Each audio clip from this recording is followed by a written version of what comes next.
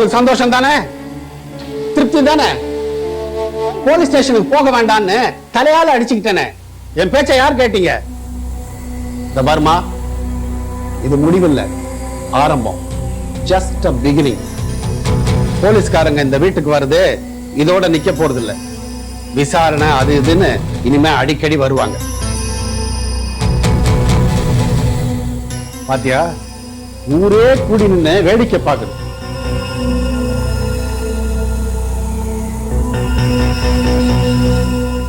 இன்னைக்கு ஊர்வாய் காவல் எங்க குடும்பம் தான். நிக்கிறாங்களே, இவங்களுக்கு உண்மை எதுன்னு தெரியாம அவங்க இஷ்டத்துக்கு கற்பனையில பேசுவாங்க. ஆனா நாளைக்கு காயத்ரி மேட்டர் தெரிஞ்சதுக்கு அப்புறம் எங்க நிலைமையும் காயத்ரி நிலைமையும் யோசிச்சு பாத்தியா?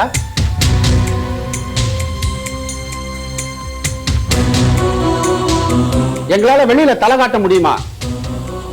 கேக்குறவங்களுக்கு நாங்க என்ன பதில் சொல்றது?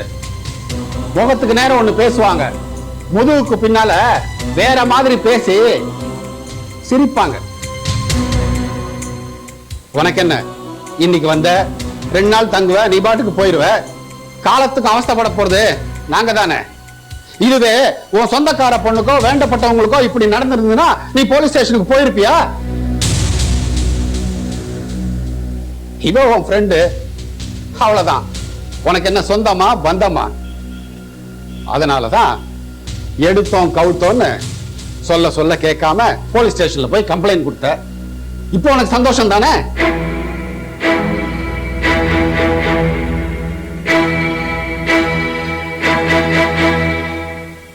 சொல்ல வேண்டியதை சொல்லிட்டேன், போக வேண்டியவங்க போய் சந்தோஷமா இருக்கட்டும். போதும், இவ நமக்கு பண்ணின உபகாரம் எல்லாம் போதும். இவ்வளவு சொன்னதுக்கு அப்புறமும் இவ இந்த வீட்டு பக்கம் வரமாட்டான்னு நினைக்கிறேன். நல்ல மாட்டுக்கு ஒரு சூடு.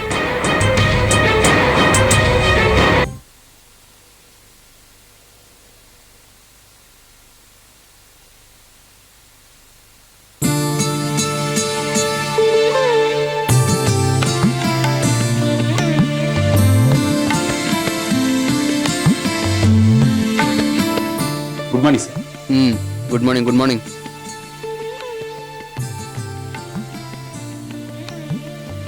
என்னையா டை இல்லாம வந்திருக்க? இன்னைக்கு சண்டே சார். ஓ, அப்ப எதுக்கு வந்த? மேடம் தான் வர சொன்னாங்க. இந்த அர்ஜென்ட்டா சில ஃபைல்ஸ் எல்லாம் பார்க்கணும்னு வீட்டுக்கு வர சொன்னாங்க. Good, very good. சார், உங்ககிட்ட தான் கேட்கணும்னு நினைச்சேன். நம்ம கம்பெனி ஆட்ல நடிச்ச மாடல் சப்னா சார். சப்னா? யா. ஏயா, இந்த சப்னா பத்தின டீடைல்ஸ்லாம் கிடைக்குமா? தெரியும் சார்.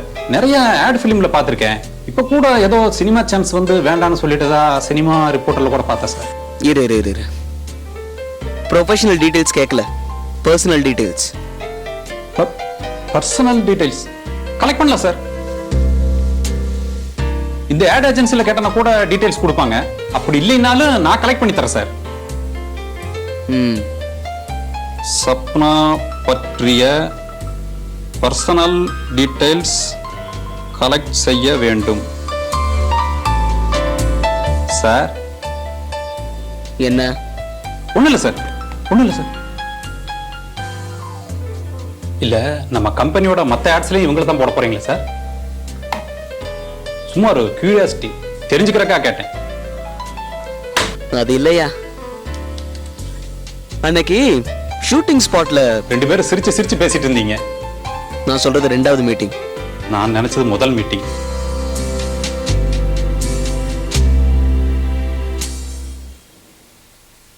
இல்ல, அன்னைக்கு என்னை பத்தி ஏதோ உண்மைகள்லாம் தெரியும் சொன்னாங்களே. ஆமா சார், சொன்னாங்க. அதுக்கு என்ன அர்த்தம்? ஏதோ அர்த்தம் இருக்கணும் சார். நீங்க சொன்ன மாதிரி அவங்கள பத்தின பர்சனல் டீடைல்ஸ் எல்லாம் கலெக்ட் பண்ணோம்னா எல்லா விஷயம் தெரிஞ்சிடு சார். கண்டுபிடிக்கிறேன் சார், கண்டுபிடிக்கிறேன். ஒண்ணு விடாம எல்லாத்தையும் கண்டுபிடிக்கிறேன்.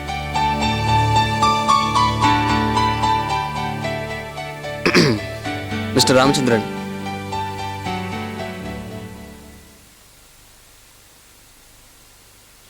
இந்த விஷயம் வேற யாருக்குமே தெரிய வேண்டாம். காதும் காதும் வச்ச மாதிரி இருக்கணும். ம், சொல்லிட்டீங்கல்ல, என் நாக்கு அறுத்தா கூட ஒரு வார்த்தை வெளியே வராது. குட். எவ்வளவு சீக்கிரம் முடியுமோ அவ்வளவு சீக்கிரம் ஃபைண்ட் அவுட் பண்ணு. Done sir. ஒரே வாரம் எல்லாத்தையும் முடிச்சிடும்.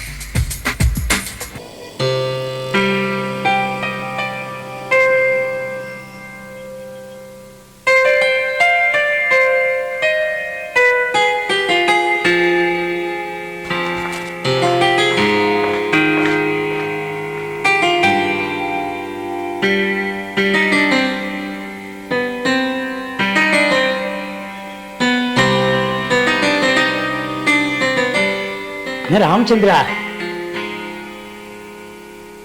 காலங்காலத்துல இந்த பக்கம். Good morning aunty.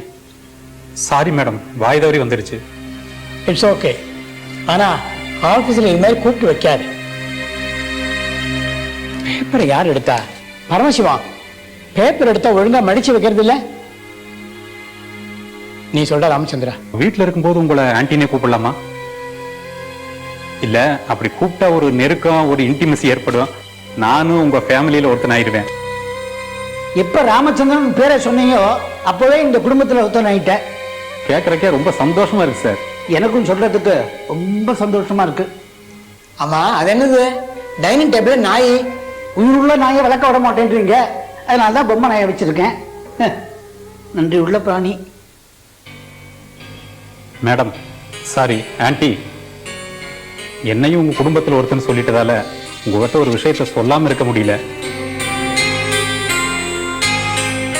நான் உங்க பர்சனல் செக்ரட்டரியா இருக்கிறதால பர்சனலா ஒரு பர்சனோட பர்சனல் விஷயத்தை பத்தி உங்ககிட்ட சொல்லணும். ராமச்சந்திரா, சும்மா சொல்லக்கூடாது. வர வர ரொம்ப தெளிவா பேசுற. அதுவும் இந்த குடும்பத்தில் ஒருத்தன்னு சொன்ன உடனே. பரமசிவா, போர் நிறுத்து. அந்த பிரியா வீட்டுக்கு நானும் உங்களோட வந்திருந்தேன். எனக்கு சில அசைன்மெண்ட்ஸ் நீங்க கொடுத்துருந்தீங்க. உங்களுக்குன்னு ஒரு லட்சியம் இருக்குன்னு எனக்கு தெரியும். ஆனா சஸ்பென்ஸ் வைக்காம சட்டு புட்டுன்னு சொல்லு. இல்ல, நீங்க ஒரு ட்ராக்ல போயிட்டு இருக்கீங்க. ஆனா நம்ம ராஜேஷ் சார் வேற ஒரு ட்ராக்ல போறாரோன்னு நினைக்கிறேன். நன்றி உள்ள பிராணி. போட்டு கொடுக்குறான். வேண்டாம், நான் எதுவும் சொல்லல. நான் ஏதாவது நல்லதுக்கு சொல்ல போய் கடைசியில நாளைக்கு உறவுக்காரங்க எல்லாம் ஒன்னா சேர்ந்துக்குவீங்க. நான் பலிகடா ஆயிடுவேன். நான் என்னதான் உங்களை ஆண்டி ஆண்டின்னு கூப்பிட்டாலும் நீங்க எனக்கு மேடம். ஆனா ராஜேஷுக்கு நீங்க ஆண்டி. ராஜேஷுக்கு மட்டும் இல்ல, ராஜேஷோட டேடிக்கும் நீங்க தான் ஆண்டி. அது எப்படி ரெண்டு பேர்த்துக்கும்? ராமச்சந்திரா, நோக்கு என்னடா வயசாகுது? 32 மேடம். நீ 32, நான் 82. எங்க குடும்ப ரகசியத்தை தெரிஞ்சுக்க ஆசைப்படாது. அதே சமயம் எந்த ரகசியத்தையும் எங்கிட்டேந்து மறைக்காது. ராஜேஷை பத்தி ஏதோ சொல்ல வந்தியே, என்னது அது? ஒன்றும் இல்லை, நம்ம ராமச்சந்திரா சாஃப்ட்வேர் சொல்யூஷன்ஸ் ஆட் பார்த்தீங்களா மேடம்? ரொம்ப எக்ஸலண்ட் ஒர்க், எஃபெக்டிவா இருந்தது. நம்ம ராஜேஷ் சாரும் இதையே தான் சொன்னார். எனக்கு டெக்னிக்கலா இதெல்லாம் பத்தி ஒன்றும் தெரியாது. ஆனா அதுல நடிச்சிருந்த பொண்ணு படிச்சுன்னு இருந்தா. நம்ம ராஜேஷ் சாரும் இதையே தான் சொன்னார். வரான் விஷயத்துக்கு வரான். இல்ல சார், நிச்சயமா ராஜேஷ் சார் பிரியாவை தான் கல்யாணம் பண்ணிக்குவாரு. அதுல எந்த சந்தேகம் இல்லை. இருந்தாலும் மேடம், நீங்க 82, நான் 32. எனக்கு சில விஷயங்கள் பளிச்சுன்னு கண்ணில் படும். அதை உங்ககிட்ட தெரிவிக்க வேண்டியது என்னுடைய கடமை. ஷூட்டிங் ஸ்பாட்ல ராஜேஷ் சாரும் சப்னாவும் சிரிச்சு சிரிச்சு பேசிட்டு இருந்தாங்க. அவளை பத்தி டீட்டெயில்ஸ் கலெக்ட் பண்ண சொல்லியிருக்காரு. கடமையை முடிச்சுட்டான்.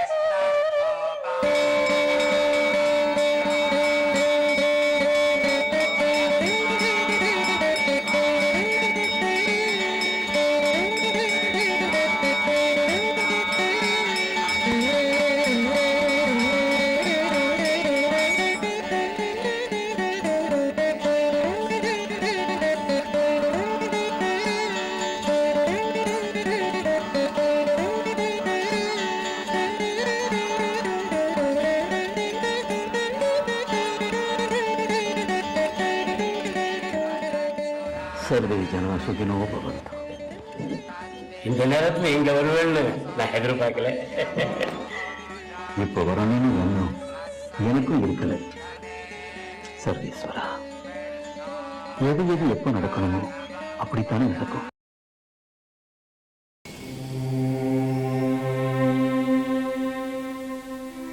சொல்ல வேண்டியதை சொல்லிட்டேன். போக வேண்டியவங்க போய் சந்தோஷமா இருக்கட்டும்.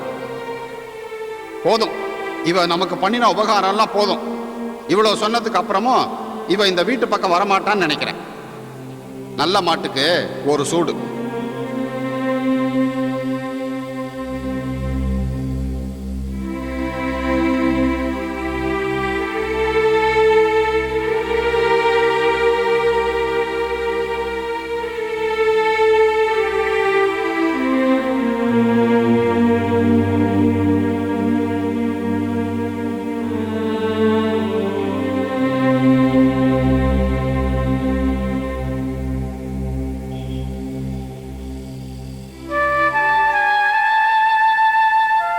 ஏன் அங்கேயே நின்னுட்ட? உள்ளவா? இல்ல, நீ நடிச்சு முடி, அப்புறமா வர.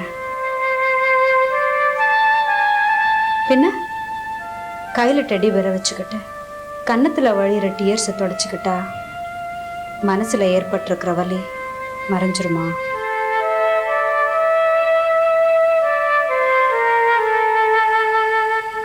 அப்பா திட்டினதை நினைச்சுதான் நான் வருத்தப்படுறேன்.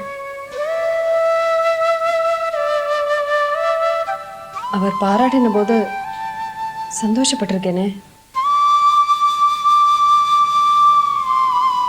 முதல்ல அந்த கதவை சாத்து ப்ளீஸ்.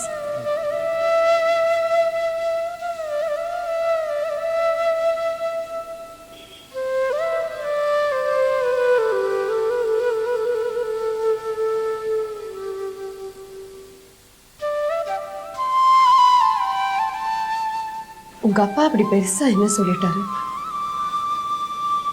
அவர் மனசுல இருக்கிறத அப்படியே கொட்டிக்கிட்டாரு. அவரோட ஆற்றாமை, ஆதங்கம், வேதனை இதெல்லாம் தான் அவர் அப்படி பேச வச்சிடுச்சு. சமாளிக்காத, பறிஞ்சு பேசாத. எங்க அப்பா சத்தம் போட்டத என்னாலே தாங்கிக்க முடியல. நீ எப்படி பொறுத்துக்க முடியும்?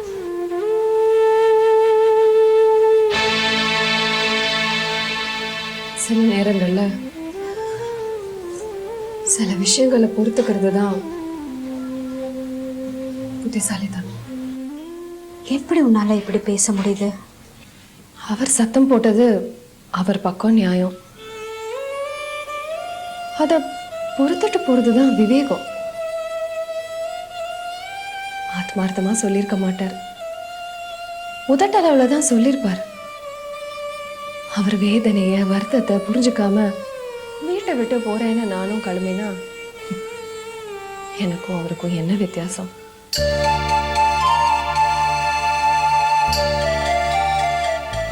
நிஜமாவே நான் கிளம்பினா அவர் என்னை தடுத்து நிறுத்த மாட்டார்னு நினைக்கிறியா? உங்க அப்பாவை நீ புரிஞ்சு வச்சிருக்கிறத விட நான் நல்லா புரிஞ்சு வச்சிருக்கேன்.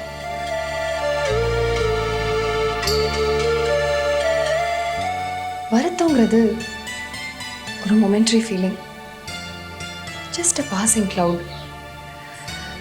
அப்படி பார்த்தா எல்லா உணர்ச்சிகளும், சந்தோஷம், வருத்தம், ஆனந்தம் வந்து வந்து போற விஷயம்தான்.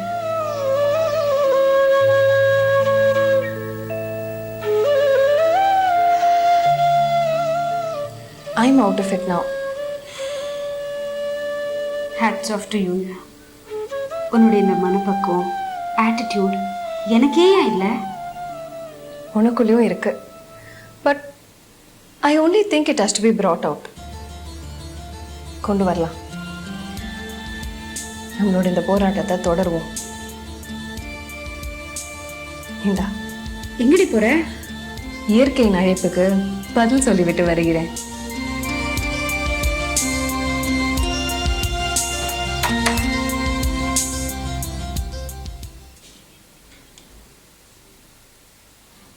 ஒரே சைடை தொடச்சிக்கிட்டே இருந்தா எப்படி? பேசினதெல்லாம் காதில் விழுந்தது. விழுந்தது என்ன? ஒட்டு கேட்டேன்.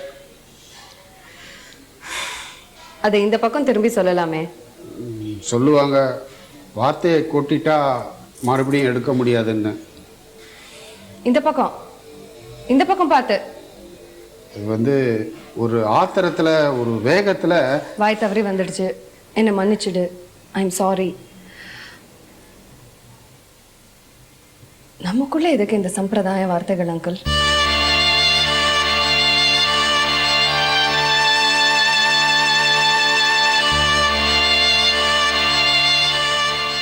காயத்ரிக்கு நடந்ததை எனக்கே நடந்ததா நினைச்சு ஃபீல் பண்றேன்.